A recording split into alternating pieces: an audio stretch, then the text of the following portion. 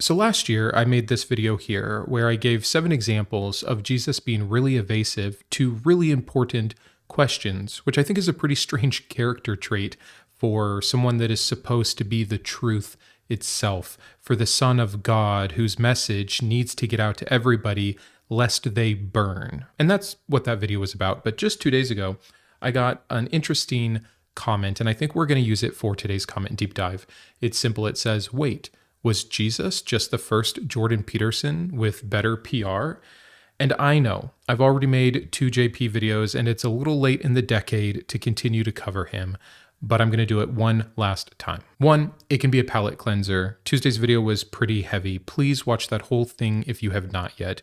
It is about spiritual abuse. And because I know some of you like it, you get a pretty heated, spicy Brandon in that one. So let's lighten it up today, and I'm going to give you a few examples of how this person's actually very correct, that there are a lot of similarities between Jordan Peterson and Jesus. And that's not just funny, but I think it's pretty revealing of something, and we'll get to that as we go through these. So here's the first example. When Jordan Peterson was asked about his belief in God, about specifically Jesus actually raising from the dead, he said it would take 40 hours to answer that question. You can see Sam Harris point that out here. Someone once asked you whether you thought Jesus was literally resurrected, and you said, it would take me 40 hours to answer that question. I said it would take me 40 hours to answer the question. I didn't say that he was. How's this for an answer?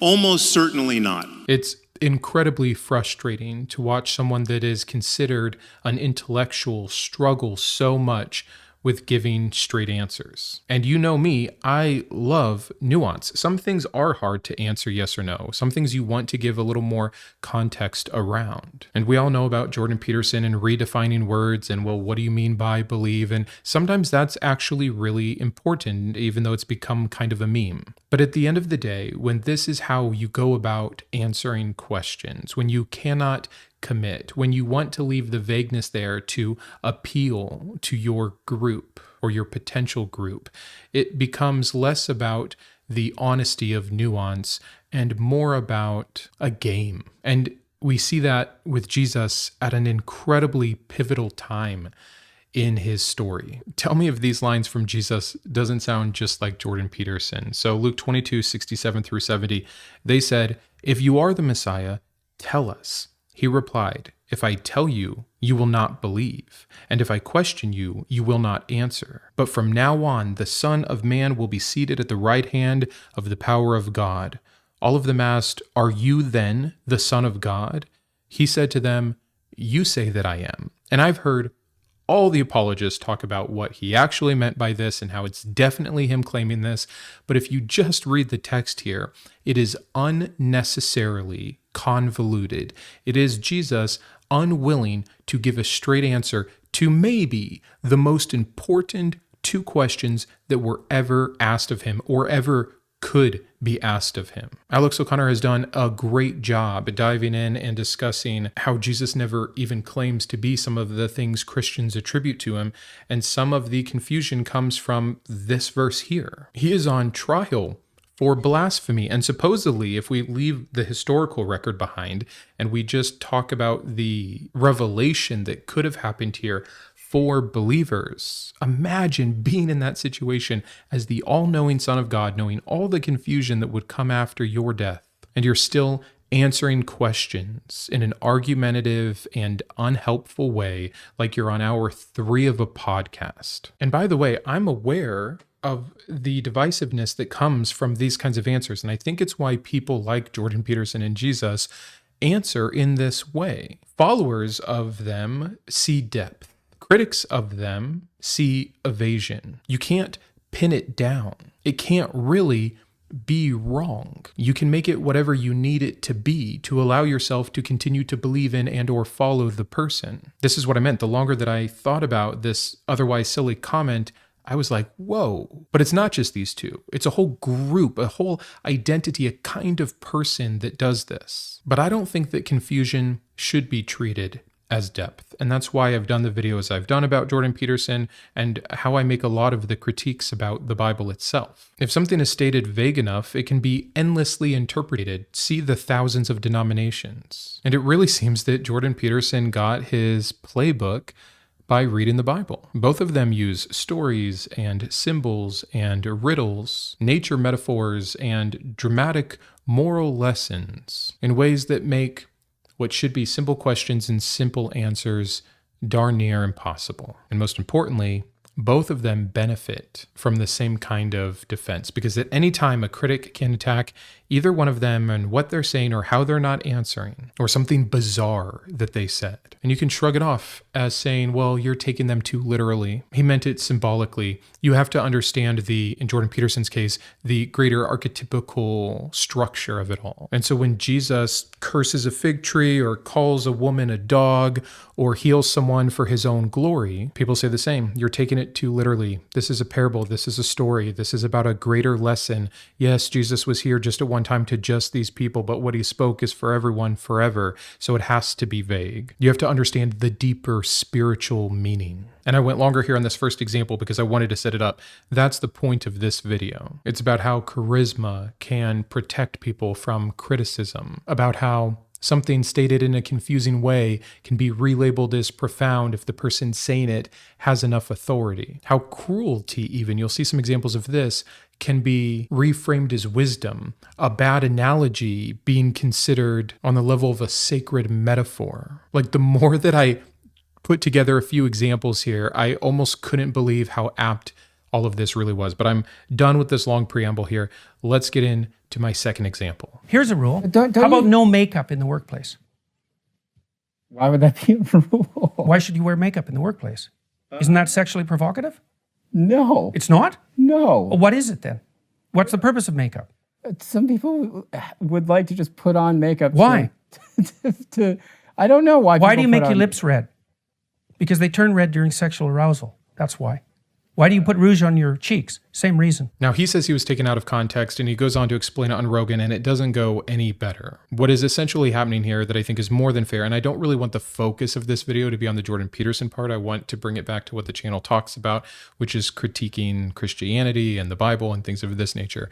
But he is saying that women wear makeup to be sexually provocative, to mimic what happens during sex. And we can argue about that all day long. But he takes something that is simple to begin with, women wearing makeup, and he turns it into something much larger, bringing in the moral of it all. And really, it's in a response to the fact that he doesn't believe men and women can work in the workplace together without sexual harassment. And it reminded me of this verse from Jesus, Matthew 5:27-30. You have heard that it was said, you shall not commit adultery. But I say to you that everyone who looks at a woman with lust has already committed adultery with her in his heart. If your right eye causes you to sin, tear it out and throw it away. It is better for you to lose one of your members than your whole body to be thrown into hell. And if your right hand causes you to sin, cut it off and throw it away. It is better for you to lose one of your members than for your whole body to go into hell. These verses are fascinating, by the way. You get thought crime, you get the argument about if it's hyperbolic, you get Jesus talking about hell. A lot of things that Christians like to argue Jesus doesn't do or advocate for are happening right here. But again, it's taking one thing, like being sexually attracted to someone, and now you've committed adultery. It's this leap, a moral leap that is supposed to look profound, with an extreme reaction as a suggestion. Jordan Peterson says workplace sexual harassment is not great. Maybe men and women shouldn't be working together at all. Or if you're going to force this to continue to happen, because that's a bigger part of this, is that society has been deteriorating, is what he says, ever since they started to work together. You need better rules, like no makeup in the workplace. And that's exactly what is happening with Jesus here, creating a huge moral catastrophe out of something smaller and advocating for very extreme rules to be set in place and consequences to avoid it. Jordan Peterson sees lipstick and says we need to discuss the sexual architecture of civilization, like Jesus sees lust and says, have you considered tearing your eyes out? cutting off your hands, normal human desire becoming a moral emergency. There's the connection, best that I can say. This one felt a little sloppier, but it's all there. If you could do me a favor and just take whatever I say that might sound confusing and just assume that I'm being really profound, that would be great. But credit where credit is due, because Peterson is doing something a bit different than Jesus. Peterson is putting the burden on women, how they dress, how they present themselves, whether or not they wear makeup. And Jesus is actually kind of for once here, not blaming the female, but the male. Your lust is the same as you cheating on your wife. I've made this point every time I talk about this verse, and I think I always will. If you say that you love Jesus and you want to obey his commands and you believe what he said, I wonder how many Christian men who have ever looked at a woman with lust have confessed to their wife that they committed adultery. Or when they get divorced, the wife who is a believer gets full custody of the children because she can claim infidelity because she saw her husband glance at the nanny one time. Christians don't even take these things seriously. But Jesus wasn't joking. That part wasn't hyperbolic. He is actually correcting his father from the Old Testament. You have heard it said, you shall not commit adultery. Well, let me lay out for you more clearly what that means. It's also this now category. The Christians don't like that. That's too severe. We'll just pretend he never said it. We'll just call it hyperbolic. But moving on. This next clip is one of my favorite clips. It's one of the greatest things I've ever seen. And the comment section under this, I actually laughed out loud, which is something that I don't really do by myself. It may be why I wanted to make this episode. I had gotten the comment and then this just came up. I saw it. I read some comments. I laughed and I was like, yeah, let's make a video. Here's the video. You've analogized the dragon fight to Well, how many fighting dragons have Satan. you overcome in your life? I'm not interested in dragons. I'm interested in reality. Okay, so I read a book a while back that described the biological reality of the dragon. Say, well, there's no such thing as a dragon. It's like, okay, is there such a thing as a predator? Of course. Well, that's a meta category. What's the category of predator? Bear, eagle, if you're a primate. Fire? Is fire a predator? No. Well, it's complicated because a fire kills you. So is there a worse predator than serpentine, flying, fire-breathing reptile? Is that not the imagistic equivalent of predator? If predator is real, in what way isn't dragon real? So a dragon is a pictorial representation of the abstracted concept of a predator. Yes. But when you say the biology of a dragon, you must understand how that can be misleading. I don't think the category of dragon is any less valid than the category of lion. Any less biological? Well, it depends on your level of analysis. And the comment that made me laugh out loud was, man, watching Alex's parents get divorced is wild. That really tickled me. So which verse do we have to compare with this? Let me read to you from Mark 4:10 through 12. We actually covered this pretty recently. It says, when he was alone, those who were around him with the 12 asked him about the parables, and he said to them, to you has been given the secret of the kingdom of God, but for those outside, everything comes in parables, in order that they may indeed look but not perceive, they may indeed hear but not understand, so that they may not turn again and be forgiven. And that is problematic for so many reasons, again, which we just covered. But I think I can draw the connection here between these two. Jordan Peterson is trying to make a point. You can even see him try to tee up Dawkins with the, well, isn't a fire a predator? And he doesn't get the answer he wants, and he just goes for it anyways. But his whole thing is based off, we have to redefine these terms, which is probably what he's known best for. In fact, there was another comment I read that made me laugh. I swear this guy would redefine every word in all Shakespeare's works in order to avoid being wrong.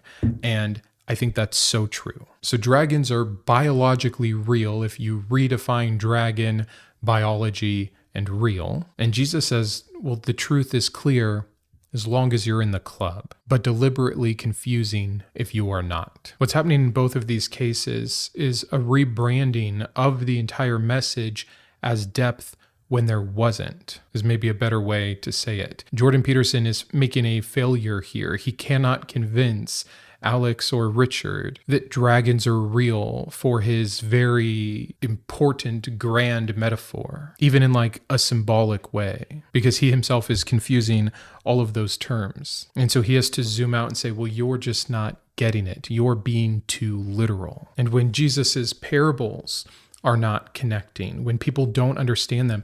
In fact, most of the time, that's why it's funny what Jesus' answer was. It's his own people, followers, that don't understand what he's trying to communicate, where he often gets frustrated at them in the same way that Jordan Peterson gets frustrated with Alex and Richard here. But it's not, hey, maybe I'm being unclear. Maybe I have thought about this too deeply and I'm overcomplicating it. Here's what I meant to say. It's no.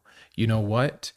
My spirit will allow those who are supposed to understand to understand. And if you don't understand, it is because you are on the outside. And actually, it's because I want you there so that I cannot give you the good gift that only I can give. Like, it is this weird ego that one cannot be wrong, that one could never have communicated imperfectly. And so when the receiver of the message can't get the message, that's actually by design. It's too deep. It's too real for you. Say something outrageous, retreat to symbolism. Confuse people.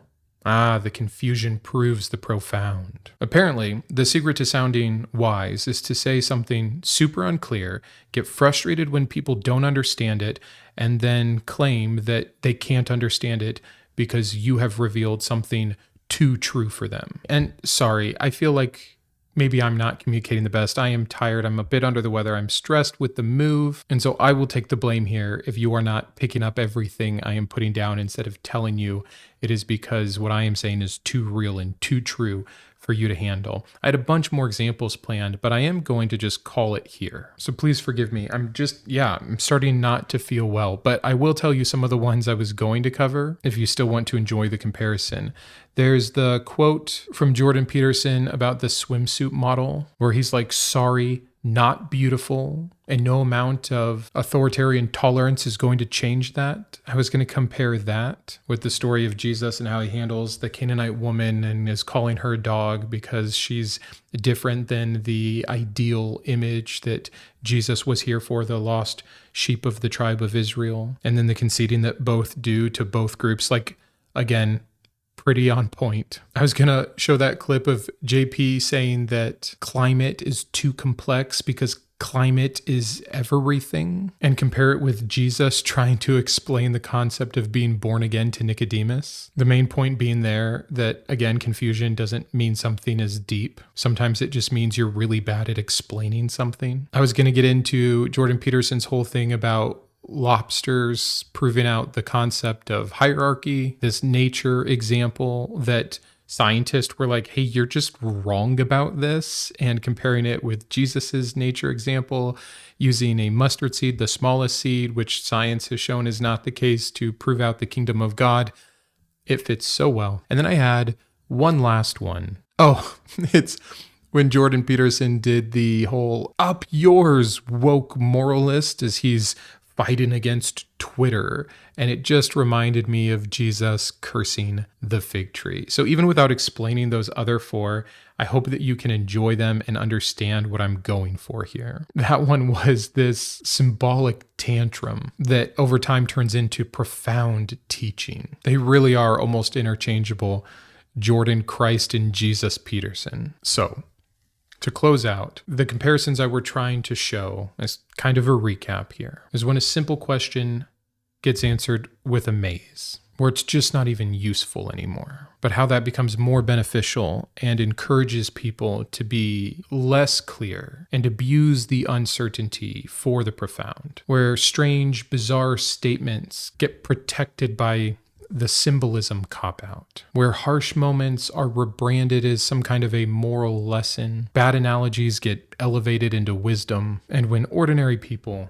just say, wait, that doesn't track, you're not making sense, and it gets turned around and they get blamed for being either too literal or too stupid to understand. Tactics can happen in anything, including the secular, but it's so much more pervasive and impossible when it comes to the religious because of all of the escape hatches within the unfalsifiability of religion. If they are vague, they are deep all of a sudden. If they're confusing, no, they're mystical. If they're cruel, just challenging us. Sometimes you need to wake people up to get them to think. Again, when they're wrong, They weren't. They were metaphorical. And if they don't answer your question, it's because your question was just too shallow and you don't even know what you're talking about. We shouldn't have to continue to reinterpret what people said and how they said it to defend them. So thank you to this commenter who points out that yes, in some ways, maybe Jesus, and Jesus wasn't the first, but the first that we're pointing out today, archetype of the character type of Jordan Peterson that teaches us the lesson that words don't have to mean what they mean. People don't have to make sense. You don't have to actually be accountable to the ideas that you've put out in the world.